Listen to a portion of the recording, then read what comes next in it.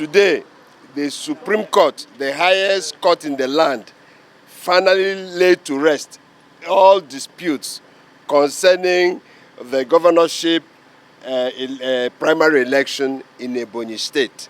You will remember that some 3 weeks ago, the Supreme Court delivered the judgment in which Chief Ifeanyi Chukwumaodi was declared the valid candidate of the PDP.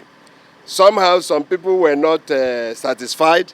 They still thought they could, by some ingenious methods, come back to the Supreme Court to get the Supreme Court to reverse itself. Unfortunately for them, today the Supreme Court said no and said that such attempts constitute gross abuse of court process, and therefore the 2 appeals brought by those people were dismissed. So the matter has been finally settled and laid to rest. We are very happy.